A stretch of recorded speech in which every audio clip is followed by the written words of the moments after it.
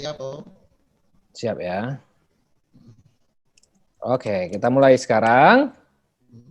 Kita diskusi dengan Om Farhan. Halo, Assalamualaikum warahmatullahi wabarakatuh. Waalaikumsalam warahmatullahi wabarakatuh, Om Dimas. Ketemu lagi kita malam ini dalam bincang santai bersama Mas Riyadi Sambo. Acara ini bisa disaksikan langsung lewat YouTube Mas Riyadi Sambo dan format lainnya bisa disaksikan di Bakata On TV. Ya, malam ini kita kedatangan tamu tokoh muda Luxmawe. Nah, ini tokoh muda ini. Farhan Juhri Baihaqi. Ya, benar ya? Iya, betul sekali.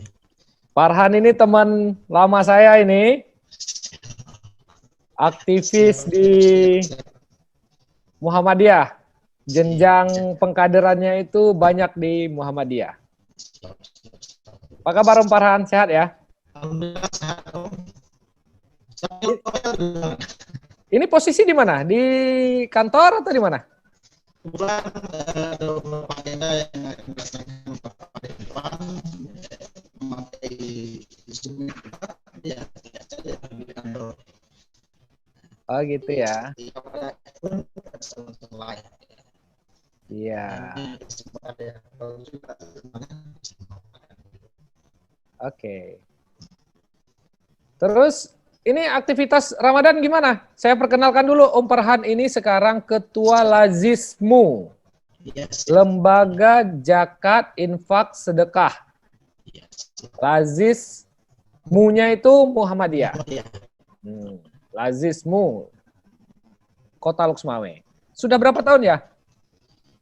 Kalau di Luxmawe itu semenjak Ramadan 2016. Jadi terus berjalan hingga 2021, alhamdulillah sudah masuk tahun kelima ya, dari bulan Ramadan 2016 sampai 2021. Oh gitu ya.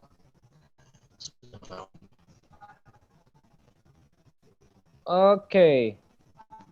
Aktivitas lain selain di Lazismu apa sekarang, Om Farhan?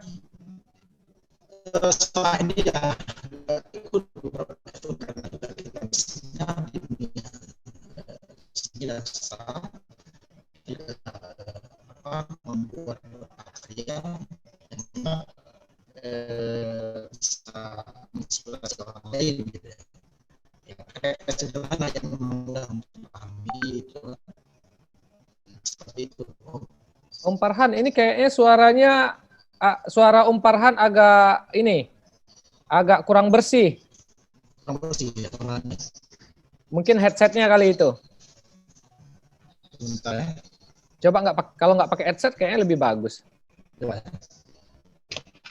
Ya ada. Sudah ada. Yes. Bersih ya. Iya. Cuman bedanya kalau pakai headset itu kan agak iya. Om Farhan boleh cerita dong kapan mulai aktivitas di Lazismu? Oke. 2016 kita mencoba untuk mengambil sebuah inisiatif, misalnya sudah terbentuk di tahun 2000-an. Saat itu yang mendirikan Lazismu yaitu Profesor Indra Juli. Oke. Sambil berjalan waktu, realitasnya juga harus terbuat supaya realitas dari Nasnas, mengambil zakat nasional, realitas dari Kementerian Agama.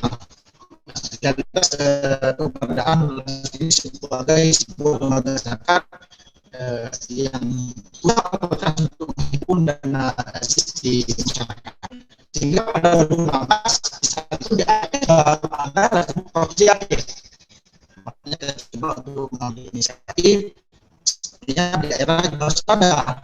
Nah, kita juga melihat banyak calon donatur atau musisi yang bisa bergabung bersama kita. Artinya untuk tahun 2016 bisa itu pun saya berfungsi sebagai sekretaris belum jadi sebagai ketua.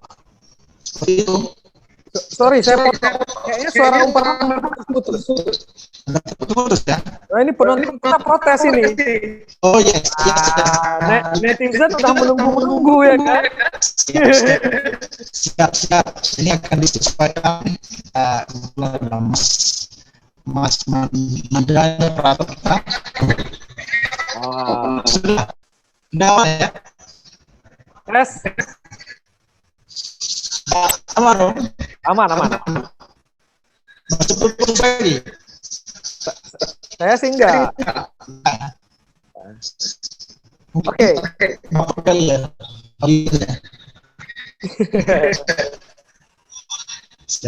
Karena ini saya monitor ini kan netizen kita bilang ini suaranya putus-putus. Ini baru bersih kayak ini. Oh iya.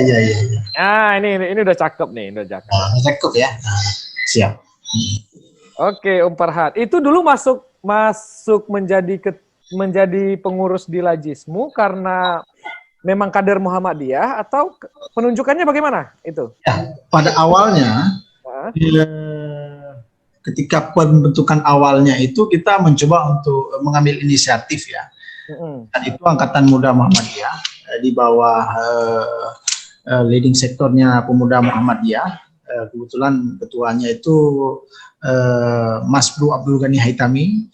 Oh, kawan kita itu. Juga ya.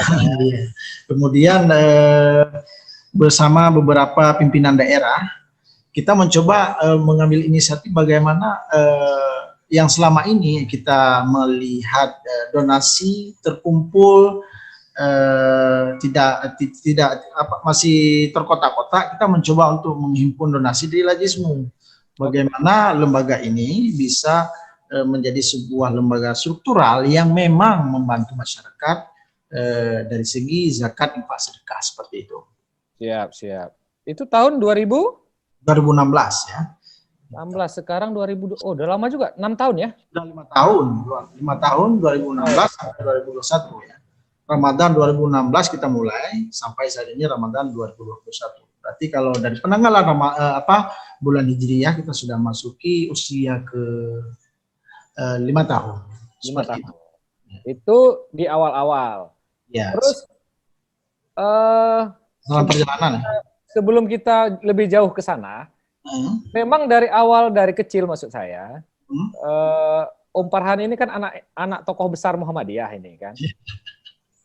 Ya. Itu memang diajarkan di keluarga agar aware gitu soal zakat, soal infak, soal sedekah, atau bagaimana itu awalnya? Hidup saya sebenarnya begini, Om.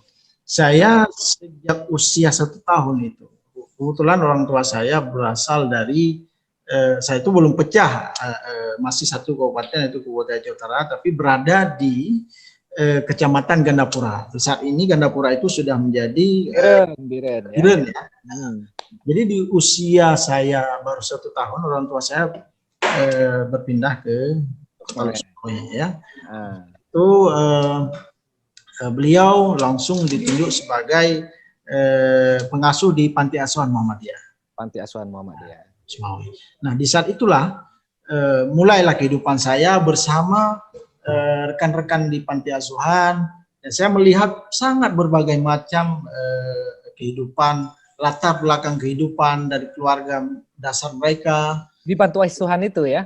Ya, di Panti Asuhan, sehingga disitulah sedikit menempa hati, menempa akal, sehingga kita bisa coba untuk menjadikan sebuah gerakan seperti saat ini.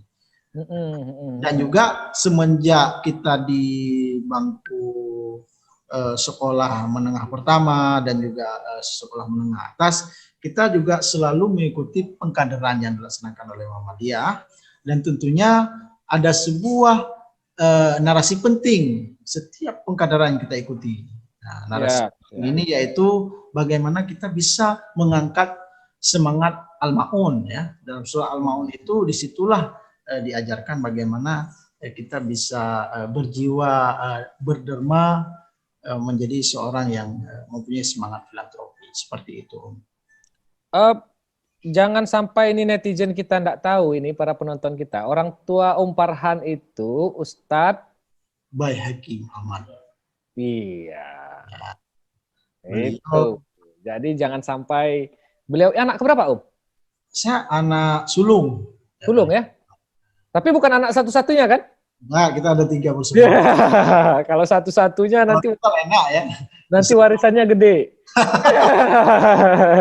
Tahu aja. Oke. Karena lama orang tua lama di pengurus panti asuhan, dari situlah melihat langsung kehidupan anak-anak panti.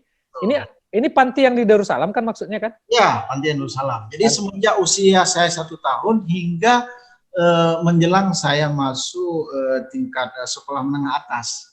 Sekolah menengah atas. Oke. Baru sudah berada di rumah. Dari situlah tumbuh pengalaman-pengalaman, niatan-niatan karena melihat live itu kan langsung.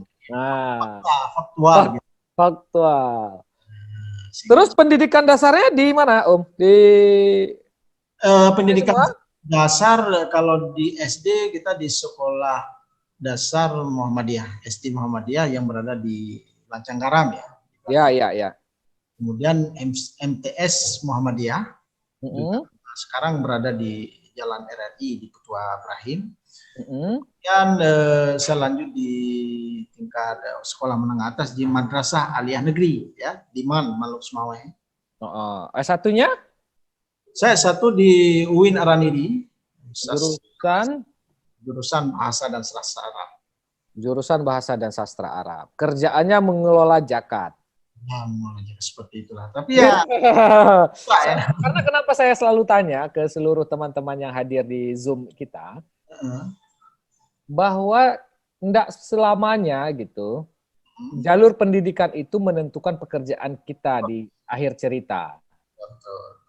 Ya kan, teman saya misalnya itu banyak anak pertanian kemudian jadi jurnalis. Om Farhan jurusan Bahasa Sastra Arab lagi. Jadi kelola zakat. Ya. Jurusan syariah gitu ya atau ya, harusnya syariah gitu kan. Oke. Pengalaman selama ngelola zakat kita sekarang berapa ya ininya yang terkumpul? Maksimal terbesar itu berapa per tahun? Grafik kita meningkat ya dari tahun 2016 sampai 2020 kemarin. Tahunnya sebenarnya karena ini diskusi santai saya tidak benar. Enggak. Seingatnya aja. Katanya kalau grafik sejak 2016 kita sudah menghimpun sekitar tahun awal itu sekitar 400-an juta. Kemudian di tahun 2017 kita meningkat grafik menjadi 800 juta. 2019 1 miliar. Kemudian 2020 1 miliar 50 juta dan 2020 kemarin itu 1 miliar 100 juta. 1,1 M. 1,1 M. Untuk ukuran kota Lok Semawe, Om Farhan, yang penduduknya begini 4 kecamatan ini, angka 1,1 itu kalau kita konversi ke zakat, infak, sedekah itu berapa persen ya? Karena kan ada lembaga zakat lain juga kan, Baitul Mal misalnya. Sangat besar ya. Sangat besar ya. Dengan teritorial seperti kita sampaikan tadi. Yang kecil gitu kan? Gitu ya. Jadi masyarakat yang menerima manfaat pun sangat besar. Seperti itu. Oke. Itu sudah 5 tahun bergelut di zakat. Pengalaman tersedih apa? Tersedih atau terharu nih? Terharu, tersedih lah. Dan kawan-kawannya lah itu kan. Tersedih itu biasanya ternyata kucing misalnya kan. Aku bisa melihat respon masyarakat menerima manfaat gitu ya. Iya. Jadi ada beberapa momen sebenarnya yang membuat hati kita terharu ya. Antaranya saya pernah menyerahkan 2 kunci rumah 2 kunci rumah. 2 rumah artinya itu ya. 2 rumah ya, 2 Jangan kunci. jangan sampai kuncinya aja. Iya. Itu sudah dibuat sedemikian rupa besar gitu. Sepertinya, dan saya sangat terharu ketika di awal tahun 2020 kemarin, ketika pandemi baru masuk, kita merehab atau membedah sebuah rumah yang berada di kawasan Blangwu, Blangwu Panjo ya. Kecamatan Blambangan. Nah, beliau penerima manfaat ini dalam kondisi stroke, nggak bisa berjalan sama sekali. Dan dalam sepekan yang terakhir juga saya mendapatkan kabar duka bahwasanya beliau sudah meninggal. Innalillahi wa inna ilaihi raji'un. Dan saya juga melihat betapa besar perjuangan beliau mendidik anak beliau sehingga sudah tumbuh dewasa dan sekarang sudah berkeluarga dengan pasangannya masing-masing. Nah, saya juga melihat momen yang sangat luar biasa yang beliau tempuh sehingga akhirnya beliau kembali pada Allah beberapa hari menjelang Ramadan kemarin seperti itu. Iya. Itu yang paling terharu. Ya. Yang terburuk apa pengalamannya? Yang terburuk ya. Ya. Kejar atau gimana ya? Nah, jangan-jangan nanti kan ada yang komplain gitu kan atau gimana gitu kan? Iya. Soal zakat ini kan soal sensitif dia, Pak. Iya sebenarnya. Karena kan ada unsur agamanya di situ kan? Ya, betul. Sebenarnya seperti ini. Pengalaman terburuk, bukan terburuk, mungkin ada konyol-konyolnya ya. Iya. Boleh cerita nih, dibagi. Ada beberapa momen konyol sebenarnya. Ketika kita mencoba untuk menghimpun donasi, kita kan menggunakan platform media sosial nih. Iya. Facebook atau di Twitter, Instagram. Kita coba menghimpun donasi, tetapi ketika kontak yang kita gerakan di platform media sosial tersebut diambil, dimanfaatkan, malah dijadikan bumerang. Nah, jadi sangat banyak mustahik yang malah mencoba untuk meminta bantuan, sedangkan kita pada awalnya mencoba menggali potensi daripada kita mencari dana gitu. Tapi malah ini banyak, tapi bukan sebuah keanehan juga. Namanya juga sebagai sebuah lembaga yang memang kita membantu masyarakat. Tetapi dari itu juga sebuah pengalaman tersebut bisa menjadi pengalaman walaupun konyol pada awalnya, tapi jadi pengalaman terbaik bagaimana kita lebih sangat ketat dalam mengasesmen setiap penerima manfaat. Jadi tidak sembarang lagi, mungkin kita bisa melihat latar belakangnya tidak hanya berlaku dari KTP KK atau surat miskin saja. Nggak cukup modal surat miskin ya. Tidak cukup modal karena surat miskin itu banyak nggak benernya kan? Ya banyak, sebenarnya banyak. Karena kalau menurut mereka itu surat miskin itu surat keramat sebenarnya untuk mendapatkan pundi-pundi. Karena ada gini ceritanya. Ya. Ada satu teman saya bekerja di lembaga zakat di kota lain juga, cerita gini. Biar dapat bantuan gitu, dibuat surat keterangan miskin. Surat miskin itu bukan hanya miskin, Pak. Tapi juga suaminya meninggal, padahal suaminya masih hidup. Nah, itu lebih konyol ceritanya. Berarti memang mendramatisir. Ya? Demi mendapat bantuan itu kan. Kondisinya miskin, suaminya artinya sudah single parent, berjuang sendiri gitu. Berjuang sendiri, lebih sedih. Padahal suaminya hidup gitu. Nah ini sebenarnya peluang untuk mendapatkan bantuan lebih besar. Karena sudah meninggal, kemudian kondisi ekonomi gitu kan. Di Lajismu ada pengalaman gitu nggak? Ketika kita verifikasi awal-awal ada ya. Pada awal-awal itu kita belum menggunakan filter dalam mengakses ya. Jadi setiap mustahik yang masuk aja, siapa yang kita berikan. Itu di awal-awal tahun 2017 menjelang pertengahan 2017 atau bahkan akhir 2017 kita masih belum terlalu ketat melakukan verifikasi terhadap data para mustahik ini. Tetapi lambat laun kita mencoba untuk menciptakan formula bagaimana penerima manfaat ini harus hak itu. Artinya harus benar-benar penerima manfaat yang memang dia berhak menerima manfaat. Karena kan kalau dari kategori penerima zakat itu kan ada 8 asnaf, dan yang paling terpenting di 8 asnaf itu ada kategori fakir dan miskin. Nah, kalau Fakir dan miskin. Dan itu jumlahnya banyak di Loksmawe. ya sangat banyak sekali kalau kita melihat dari data BPS. Tapi Ya. apakah ini real atau tidak? Ah, itu urusan BPS lah, itu bukan urusan kita kan. Tapi beberapa hari yang lalu BPS juga sudah ke Ajismu untuk mengambil data dari kita. Gitu. Oke. Soal kemiskinan ini memang sensitif ini. Sensitif ya, apalagi di Aceh ya sekarang ya. Nanti wali kotanya ngamuk-ngamuk lagi kalau dibilang miskin kan. Teman-teman penonton yang berbahagia, jangan lupa subscribe ketika menonton channel ini. Om Farhan ini ganteng, tapi jangan siap-siap patah hati. Om Farhan ini sudah menikah. Ini bagi yang para jomblo ini. Ya. Sudah menikah, sudah punya 1 istri, 1 anak ya. Langsung dibuka truknya ya. Iya. Yang ada yang chatting nanti ya, yang liar ya. Jangan ada yang chatting nanti dikipas pula sama ibu negara kan. Ya. 1 istri dan 1 anak, betul ya? Ya, insyaallah. Ada rencana 2 enggak? Sepertinya nanti di season yang lain kita.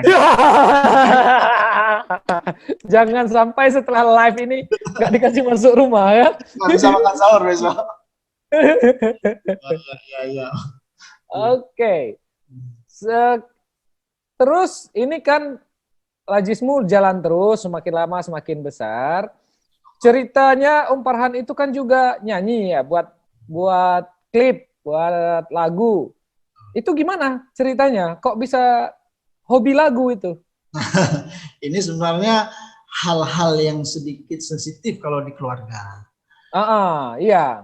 Hal-hal yang sedikit tabu di awal-awal di tingkat sekolah menengah pertama, kemudian di tingkat sekolah menengah atas. Tapi jiwa saya memang sudah ada, jiwa seninya itu. Jiwa seni itu spesifik puisi dan lagu ya? Ya, puisi dan lagu sudah terbentuk ketika saya studi di sekolah menengah pertama ya, tingkat MC. Itu sudah terbentuk. Kemudian di tingkat MAN juga, walaupun di MAN notabene-nya kan sekolah agama yang sangat ketat sekali, dan tidak sangat sedikit untuk bisa melakukan aktivitas yang bersifat seni ya, artinya lebih melaksanakan kegiatan yang bersifat ukhrawi lah gitu. Jadi ketika saya studi di UIN Araniri mengambil program bahasa dan sastra Arab, nah di saat itulah saya mengenal lebih jauh bagaimana bisa menempatkan seni ini pada tempatnya. Artinya tidak menjadi kategori yang ilegal lagi, tapi kategori legal dalam tanda kutip. Gitu. Artinya seni jika dimanfaatkan pada hal yang positif, maka dia akan menjadikan positif. Ketika dimanfaatkan ke negatif juga demikian gitu. Sudah berapa lagu nih Om Farhan? Kalau lagu, kalau untuk puisi saya sudah menciptakan mungkin sudah puluhan puisi. Kalau lagu sudah ada 2 lagu dan baru 1 lagu yang sudah kita up beberapa bulan yang lalu yang berjudul Muara Kasih di sana. Muara Kasih. Muara Kasih itu bisa dilihat di channel YouTube-nya apa panjangnya? Zuhdi Baihaqi ya. Di akun YouTube saya. Di akun YouTube Farhan Zuhdi Baihaqi. Nah, itu bisa didengar nanti lagunya. Saya suka video klipnya. Oh, suka ya? Ya. Tapi banyak yang tanya di mana video klipnya? Apakah di Banda Aceh atau di Takengon? Saya jelaskan itu beradanya di Teluk Samawi. Saya bilang gitu. Gitu ya? Ya, Teluk Samawi ya. Itu video klipnya cakep itu. Oh iya, modelnya pun cakep. Ya. Karena modelnya cakep maka jadi cakep ya. Iya. Terus ini ada rencana produksi lagi? Sedang kita garap beberapa karya lagi. Sebenarnya saya mencoba untuk mengkolaborasi antara puisi dan lagu. Selama ini masyarakat lebih cenderung menikmati hanya lagu saja. Itu ada musikalisasi puisi kan? Ya, ada musikalisasi puisi. Karena cenderung sekarang penerima pendengar puisi itu lebih kepada usia yang relatif sedikit senior kadang kan. Kemudian mereka yang lebih suka dengan permainan kata-kata. Tetapi saya mencoba untuk mengkolaborasi dengan lagu, ya. Mungkin kalau musikalisasi puisi biasa mereka akan menggunakan alat-alat yang bersifat akustik biasa, Akustik ya. ajon atau memakai jimbe. Tapi bagaimana kita bisa membuat produksi musik ini kita kolaborasi dengan puisi bisa lebih modern. Jadi penikmatnya, penerima manfaatnya itu lebih besar, lebih banyak. Nah, itulah saya coba untuk mencoba karya seperti itu. Iya, karena saya dulu ada puisi saya itu saya lupa, Doa Untuk Negeri namanya, dimainkan dengan musikalisasi puisi, ternyata cakep juga. Cakep juga ya. Cakep juga. Aku modalnya sudah ada belum? Apa gimana? Modalnya sudah ada belum? Oh belum. Itu soal model harus ada tim khusus yang seleksi. Oh ya, seleksi dulu ya.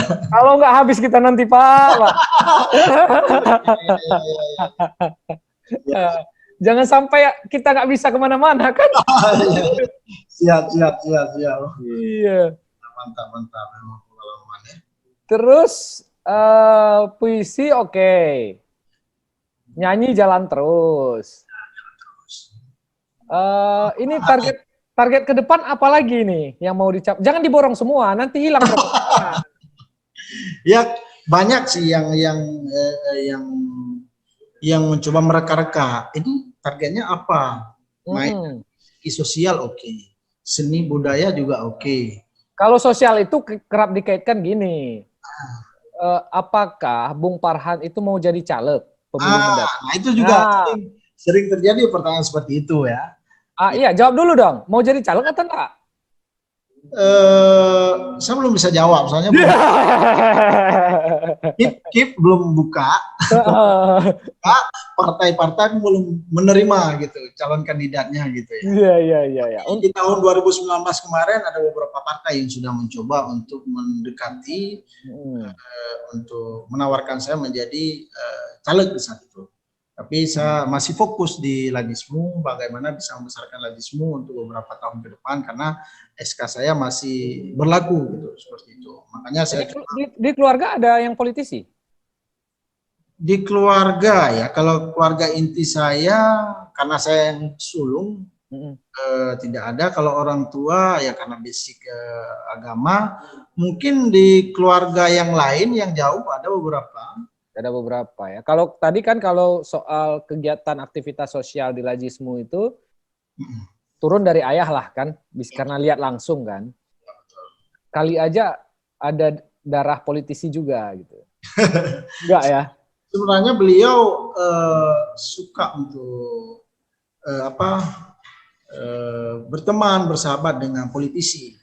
Nah, dan bahkan beliau sebenarnya ada beberapa kali tawaran untuk ikut dalam persaingan beberapa tahun yang lalu. Bahkan beliau sempat menjadi tim 5 sebelum ada KPU atau KIP. Dulu beliau masuk dalam tim 5 kalau nggak salah saya dulu ya. Iya. Pemilihan dulu ya. Oke. Selain itu apa aktivitas Bung Farhan?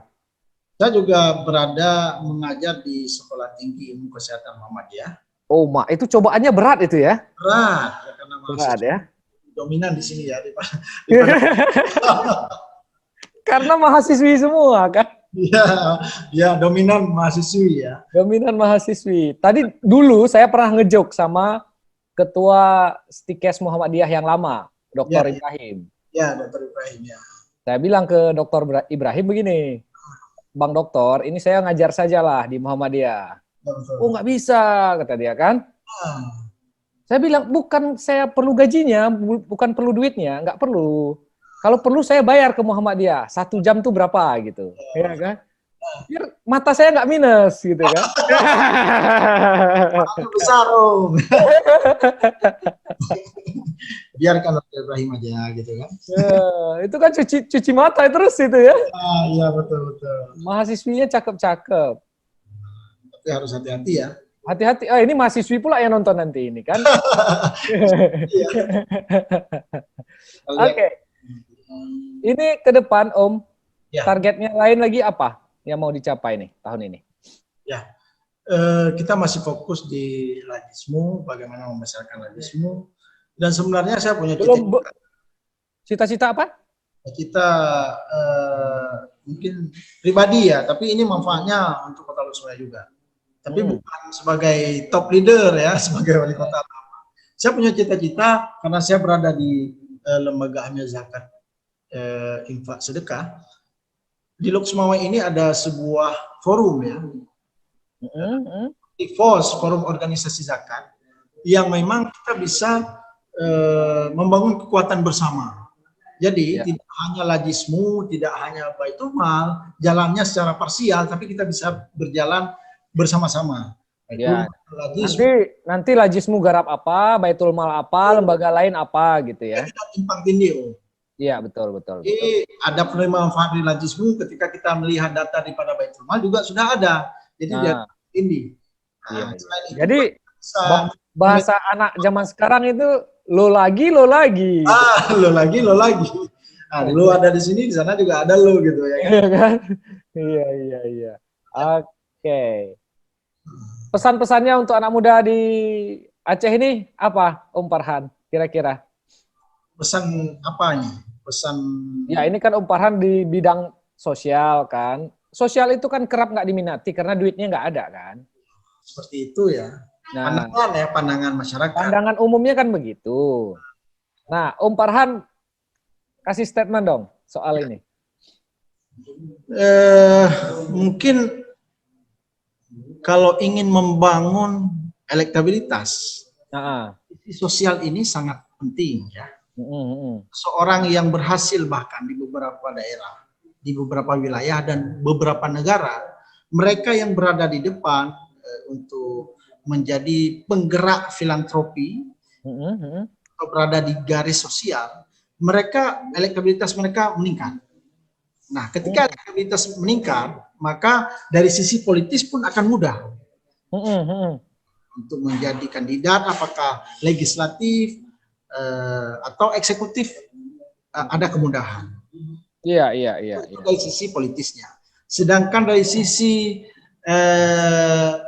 dari sisi hati kita, ini mengasah hati kita bagaimana kita bisa melihat kehidupan taraf manusia ini. Jadi kita tidak hanya memandang mata ke atas, ke langit. Biasanya kita melihat ada Pajero, kita melihat Fortuner, kita melihat rumah minimalis dengan ukuran yang sangat gitu ya. Lokasinya gitu ya. Kita bisa melihat rumah kumuh yang tidak layak huni lagi, yang sudah peot, yang bahkan nampak seperti kandang kambing. Disitulah letak melatih hati kita. Letak kemanusiaan kita sebenarnya ya. Human kita keluar. Iya, betul. Makanya saya kalau ditanya sama banyak orang, kenapa lebih kepada kegiatan sosial? Nah, jadi saya sampaikan gelar saya aja S1 itu, gelar saya S.Hum. S.Hum itu sarjana humaniora. Humaniora ya. Nah, jadi bagaimana bisa memanusiakan manusia seperti itu. Iya, tapi memang soal gelar ini seringkali menjadi jebakan ya. Jebakan dan kebanggaan tersendiri. Tapi saya nggak suka pakai gelar. Ya. Lebih bagus seperti itu. Bahkan saya beberapa event tidak pernah menggunakan gelar ya. Tapi kalau ditanya saja gitu, karena harus ada gelarnya, ya udah kita mainkan gitu ya. Kayaknya gelar saya itu hanya dipakai di kampus kayaknya. Ya, kalau untuk akademisi ya. Kayaknya ya. Kayak nggak mungkin juga pas mahasiswa mau naik sidang, masa cuma hanya menulis nama mahasiswanya gitu ya kan? Iya. Melecehkan dosennya gitu, gitu ya kan? Dan seringkali gini kan ditanya gitu, Han. Ini Pak gelarnya apa? Mohon maaf gitu kan? Saya bilang, ya pakai aja Mas Riyadi Sambo, pakai aja lah. Kau anggap aja lah gelar Sambo itu gelar gitu kan? Lebih cocok seperti itu ya. Iya. Khusus, jadi masyarakat bisa terbayang selalu ya gelar tersebut ya, daripada harus mengingat gelar SSM atau apa gitu. Ini udah cuman S2, sombongnya minta ampun ya kan? Kacau. Kalau dokter entahlah ya kan, profesor entahlah. So, kan? Yang gelar. Pokoknya hidup anti gelar ya kan? Oke Bung Farhan, Siap. di akhir pertemuan ini spesifik ini ke kalangan milenial, kalangan selebgram, kalangan macam-macam ini. Kalau dengan selebgram agak sedikit ini ya, karena beberapa hari yang lalu saya melihat ada akun yang diretas ya. Iya. Saya mau masuk ke situ. Di akhir pertemuan ini, selebgram itu kan dia punya follower yang banyak, punya fans page yang gede gitu kan. Ya betul.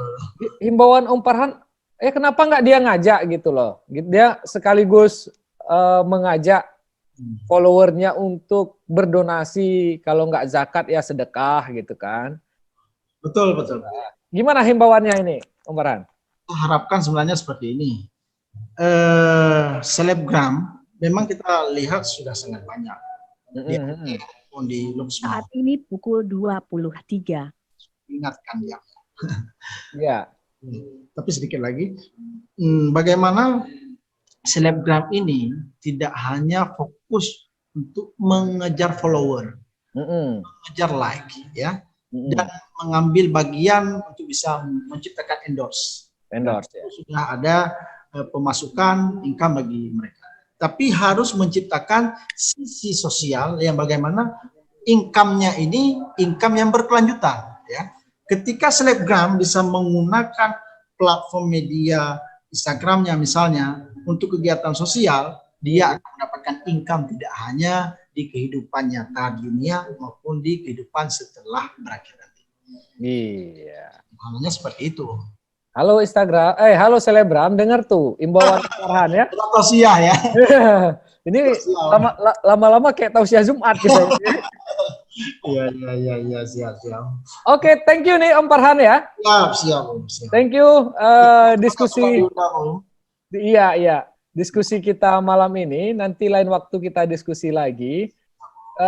Karena saya bangun channel ini juga buat kita bincang-bincang saja. Ya. Memang harus ada manfaatnya. Bincang-bincang tapi bermanfaat, kira-kira gitulah. Bagus ya.